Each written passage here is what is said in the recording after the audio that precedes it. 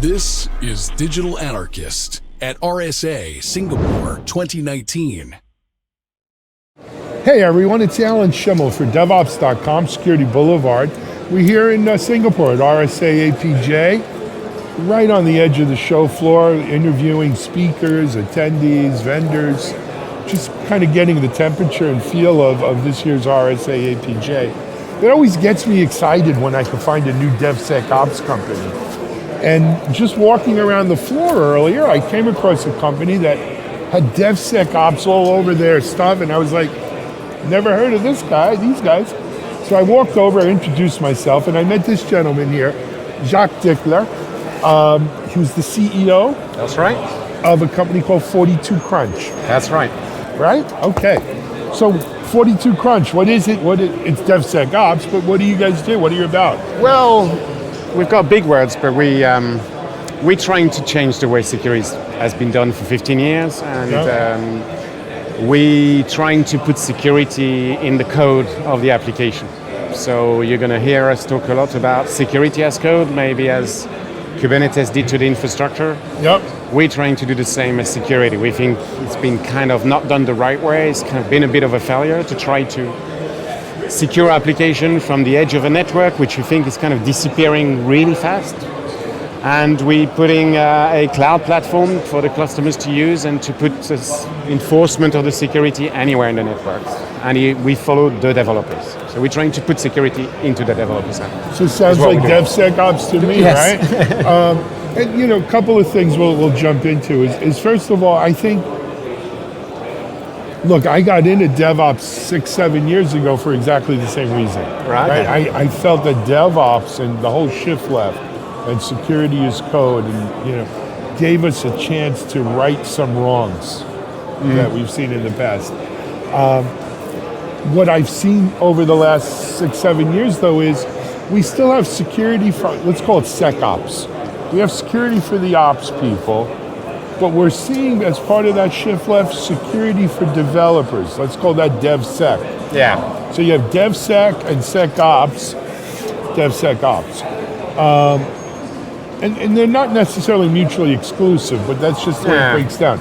So you're clearly going for the DevSec element here. Yes, but we also have a good story for the operation people who, with DevOps these days, all the ops have been kind of decimated because it's kind of done by the developers. Things like Kubernetes.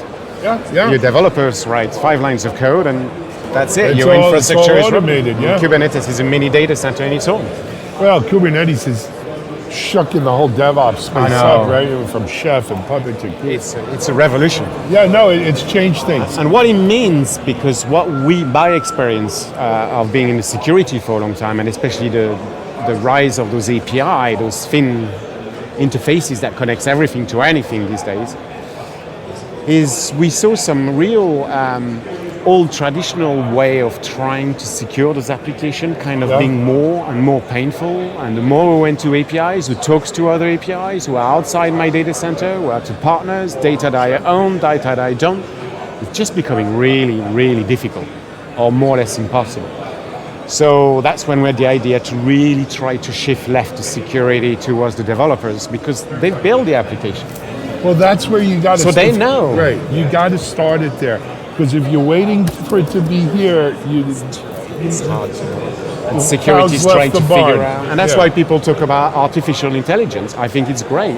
What it means we're still trying to understand what the developers did, because we still don't know. It's still closing the door. So what we're doing is going back to them and say, we're not asking you to do security as such in your code. What we're asking you is to define properly what you do. Let security help you to put the right things in place through the whole DevOps cycles and the CI/CD.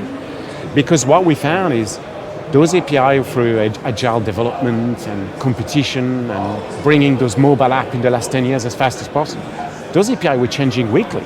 Before you contacted security, can you secure this?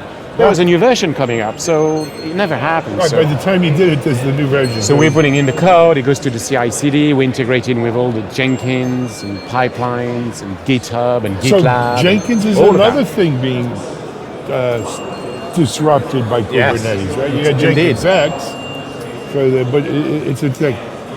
in talking to some of your folks, because I stopped by the booth and I listened, I watched, you're really focusing in on the APIs that are being used here. That's right. There's a particular reason for that. Is first, I've been involved in the API before they were called API. There was SOAP, before it was XML, EDI. I'm not old. Yeah, I remember. You remember those I days? know them all. And because the basic, I could tell they were going to really take over the world. I don't know if you saw, there was a research by Akamai a month ago that said the state of internet in 2018, and they published that only in March, April. And they said that nearly went from 2% of the traffic on internet was JSON API traffic in 2013 to 83% last year. I mean, it's just everywhere. No, so it's crazy. for us, API security is the web place application to be. security. Yeah, no, that's, I mean, it's just what everywhere. it's taking it. You know, unfortunately, so CA Technologies, right? Since the acquisition, they're a little different. Yes. But before the acquisition, they really had it, right? They said I remember interviewing their CEO, who said we're living in an API-driven economy. Oh, yes. Right? Very It's good the product. APIs that are driving. Yes, there's great applications, but every single application we use, well, first of all, it's 85% open source components, right? And then behind the scenes, all these applications, a lot of what they do is make API calls out to dependencies, or they're dependent on these other apps and functions and so forth. You know, I'm reminded of a company I knew in Boulder, Colorado, SendGrid. I don't know if you've ever. Oh, SendGrid. Yeah, right. I remember. What was that? This company went for $2 billion, right? They got sold, so it's really up. But all they were the email piece that went into your app when you had to fire an email off. So everyone used that, but in the back end, what was really happening, right? It's the API that made the business. I mean, I'll give you another example.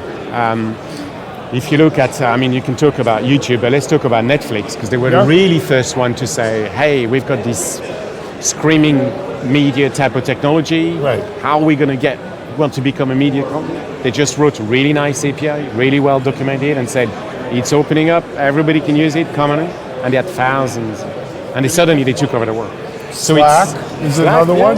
Just because they... Otherwise, Slack's AOL Instant Messenger, right? Without the APIs to integrate all these things. But there is a but.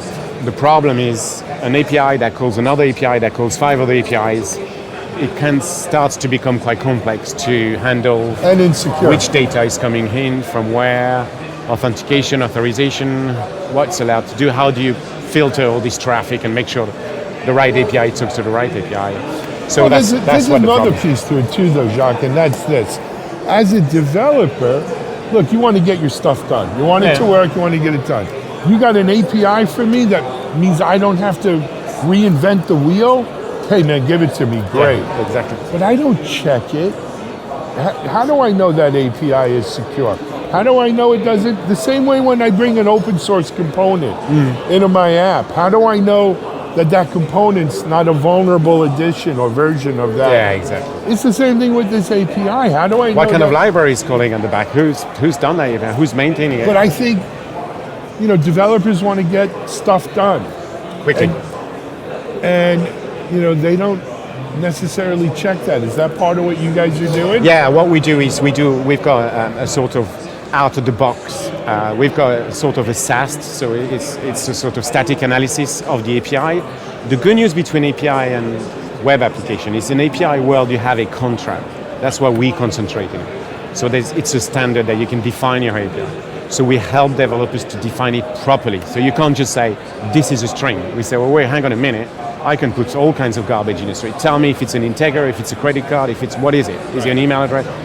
So we really give them the tool to have accurate description of the contract, and then we automatically apply about 250 rules statically on this. We give them an automatic report, help them, give them code snippets. They don't even need to come to our platform. We integrate with VS Code, IntelliJ, so cool. They stay in their environment.